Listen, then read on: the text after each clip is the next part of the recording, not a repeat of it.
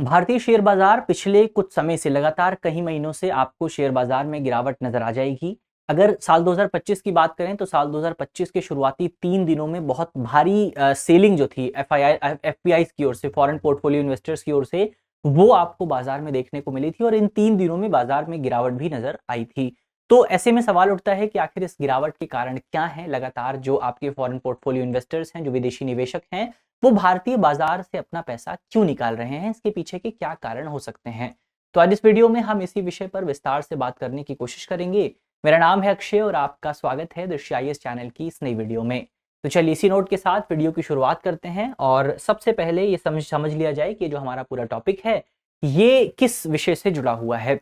तो ये जो पूरा टॉपिक है आपका यूपीएससी एग्जाम से आप इसे जोड़ करके देख सकते हैं। जीएस पेपर 3 में अगर आप देखेंगे तो वहां पर आपको इंडियन इकोनॉमी का सेगमेंट मिलेगा और उसके साथ साथ आपको शेयर बाजार का सेगमेंट भी मिल जाएगा। तो वहां से आप इस पूरे टॉपिक को जोड़ सकते हैं। तो यूपीएससी के एग्जाम के लिहाज से आपका पूरा जो टॉपिक है काफी इंपॉर्टेंट है। लेकिन टॉपिक पर डिस्कशन करने से पहले एक सूचना आपके लिए है, और सूचना ये है कि हमारी जो मुखर्जी नगर की क्लासेस थी वो नोएडा में शिफ्ट हो गई हैं और नोएडा के नए बैचेस भी शुरू होने वाले हैं। तो इसमें से हिंदी माध्यम का जो बैच है वो 16 जनवरी को शुरू होगा और अंग्रेजी माध्यम का जो बैच है वो 9 जनवरी से शुरू होगा। तो अगर आप इसमें से किसी भी बैच को ज्वाइन करना चाहते हैं तो आप हमारे नंबर्स पर हमसे संपर्क कर सकते हैं। नंबर आप नोट कर लीजिए 8750187501, या फिर अगर आप सेंटर को विजिट करना चाहते हैं तो नोएडा सेक्टर 15 का जो मेट्रो स्टेशन है उसके काफी करीब आपको ये नई क्लासेस देखने को मिल जाएंगी। तो इन नई क्लासेस को आप चाहे विजिट कर सकते हैं, वहां पर और जानकारी भी आपको मिल जाएगी। तो आप जाकर के थोड़ा सा वहां पर विजिट कीजिए, नया कैंपस देखिए। हम बढ़ते हैं आगे और बातचीत करते हैं सबसे पहले खबर के बारे में। तो खबर अगर आप देखें, खबर हमारी ये है कि एफपीआईज जो है, एफपीआई की फुल फॉर्म क्या है? एफपीआई की फुल फॉर्म है फॉरेन पोर्टफोलियो इन्वेस्टर्स। एक और शब्द होता है और वो है आपका एफडीआई। एफडीआई की फुल फॉर्म आपको जल्दी से कमेंट बॉक्स में बताना है। तो जो फॉरेन पोर्टफोलियो इन्वेस्टर्स हैं उन्होंने साल 2025 की शुरुआत 1 जनवरी से लेकर के 3 जनवरी तक जो बाजार खुला था वहां पर घरेलू इक्विटी बाजार में 4285 करोड़ रुपए की बिक्री की है, इतनी सेलिंग की है। सोच करके देखिए, मात्र 3 दिनों में जो आपके विदेशी निवेशक थे उन्होंने भारतीय बाजार से 4285 करोड़ रुपए बाहर निकाल लिए हैं। इसी पीरियड में, इन्हीं 3 दिनों में, जो आपका ऋण मार्केट है, जो ऋण बाजार है, उससे तकरीबन 1111 करोड़ रुपए की बिक्री जो है, जो सेलिंग है, वो आपको देखने को मिली है। इसके पीछे के बहुत सारे कारण हो सकते हैं। डॉलर का मजबूत होना भी एक कारण है। भारतीय बाजार की जो भारतीय अर्थव्यवस्था जो है वहां पर लगातार आपको गिरावट नजर आ रही है, वो भी इसका एक कारण हो सकता है। इसके अलावा अगर आप प्राइमरी बाजार, प्राइमरी मार्केट और सेकेंडरी मार्केट की बात करें तो सेकेंडरी मार्केट से भारी गिरावट आपको देखने को मिली है, जब भारी सेलिंग आपको देखने को मिली है। और जो प्राइमरी मार्केट है वहां पर थोड़ा सा परचेज आपको जरूर देखने को मिला है। जैसे सेकेंडरी मार्केट की आप बात करें तो सेकेंडरी मार्केट से जो आपके विदेशी निवेशक हैं उन्होंने 4309 करोड़ रुपए बाहर निकाले हैं, जबकि जो आपका प्राइमरी मार्केट है वहां पर 25 करोड़ रुपए जो हैं वो इन्वेस्ट किए गए हैं।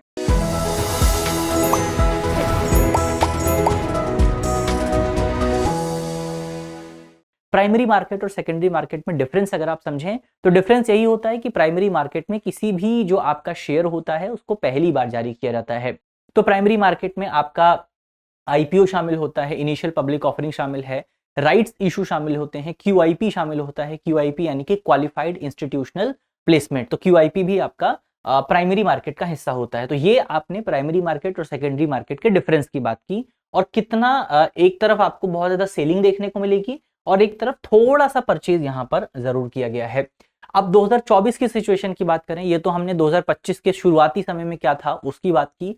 2024 की सिचुएशन अगर आप देखें तो 2024 में इक्विटी निवेश में आपको भारी गिरावट देखने को मिली थी। फॉरेन पोर्टफोलियो इन्वेस्टर्स ने इक्विटी बाजार में मात्र 427 करोड़ रुपए का निवेश किया था, जबकि अगर आप पिछले साल की बात करें यानी 2023 की बात करें तो 2023 में विदेशी निवेशकों ने भारत में 1.71 लाख करोड़ रुपए का इन्वेस्टमेंट किया था।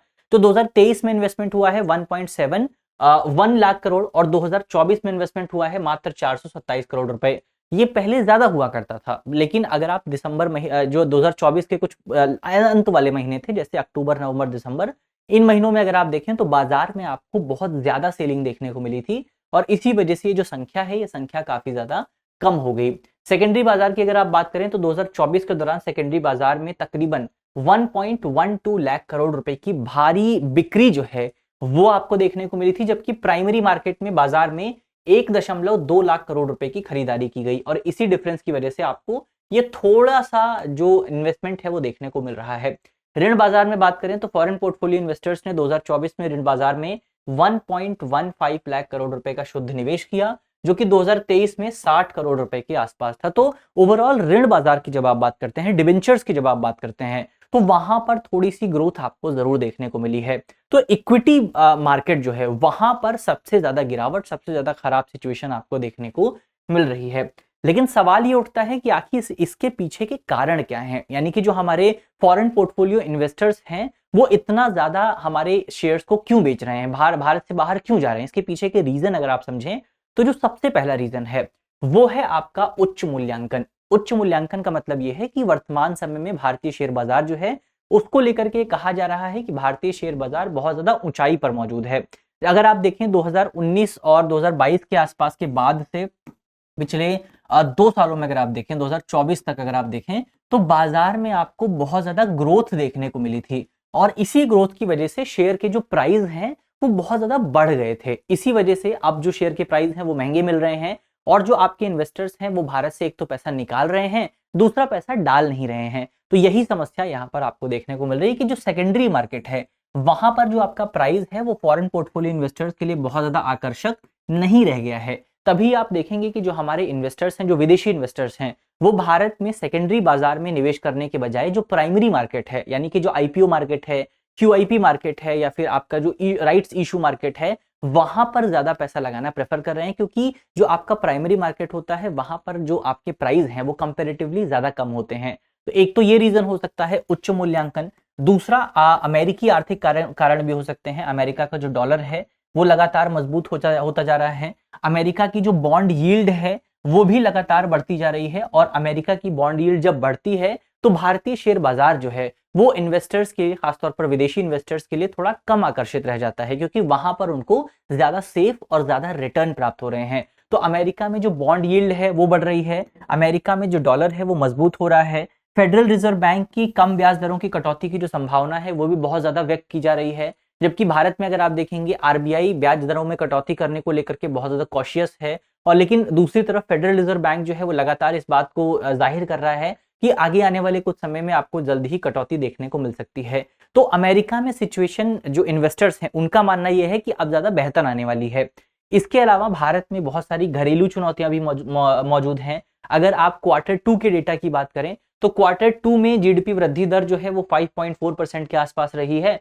कॉर्पोरेट आय बहुत ज्यादा कम रही है, इन्फ्लेशन बहुत ज्यादा रहा है, जिसकी वजह से हमारा दूसरी तरफ अगर आप देखें तो एक तो इन्फ्लेशन बहुत ज्यादा है, दूसरी तरफ हमारी समस्या यह है कि अब हमारे पास अपनी ब्याज दरों को, रेपो रेट को और ज्यादा बढ़ाने का विंडो नहीं बचा है। तो ये एक बड़ा चक्र हमारे सामने मौजूद है कि हम अपनी ब्याज दरों को और बढ़ा नहीं सकते हैं, हमारी महंगाई दर बढ़ती जा रही है। तो ये एक बड़ी समस्या यहाँ पर भारत के लिए मौजूद है। दूसरा मुद्रा जोखिम है। भारत का जो रुपया है वो डॉलर के मुकाबले लगातार गिरता जा रहा है। आज ही हमने अपने न्यूज़पेपर वाले प्रोग्राम में बात की थी कि आपका जो रुपया है वो 85.97 या 79 के आसपास पहुंच चुका है। 85.79 के आसपास रुपया आपको देखने को मिलेगा। तो ये कुछ कारण हैं जिन कारणों की वजह से आपको मार्केट जो है या खासतौर पर विदेशी निवेशक जो हैं वो भारत से बाहर जाते हुए नजर आएंगे।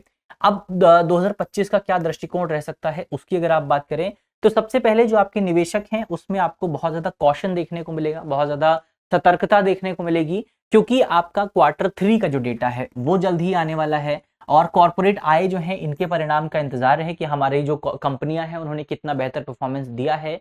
उसके आधार पर देखना होगा कि विदेशी निवेशक क्या डिसीजन लेते हैं।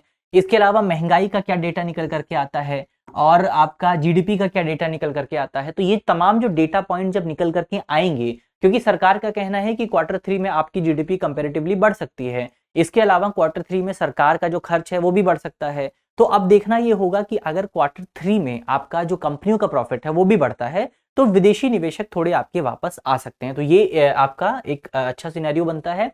वैश्विक कारकों की अगर आप बात करें तो वर्तमान समय में अमेरिका के जो नए राष्ट्रपति हैं डोनाल्ड ट्रंप, उनकी पॉलिसीज भारत को आर्थिक स्तर पर थोड़ा सा नुकसान पहुंचा सकती है। एक तो अगर अमेरिका में ट्रंप आएंगे तो इसकी वजह से अमेरिका का जो बाजार है वो और ज्यादा बढ़ेगा, क्योंकि ट्रंप हमेशा अपनी डोमेस्टिक मार्केट को काफी ज्यादा वरीयता देते हैं। तो जब उनका घरेलू बाजार बढ़ेगा तो जो विदेशी निवेशक हैं वो उनकी घरेलू बाजार में इन्वेस्ट करना ज़्यादा प्रेफर करेंगे। इसके अलावा अगर ट्रंप सत्ता में आते हैं तो वो लगातार इस बात की चेतावनी दे रहे हैं कि वो भारत के साथ एक ट्रेड वॉर की शुरुआत कर सकते हैं, क्योंकि ट्रंप भारत की टैरिफ पॉलिसी को लेकर के बहुत ज़्यादा खुश नहीं हैं। उन्होंने कई बार अपने बयानों में कहा भी है कि भारत अगर बहुत ज़्यादा टैरिफ लगाना चाहता है तो भारत लगा सकता है, अमेरिका भी उसका जवाब देगा।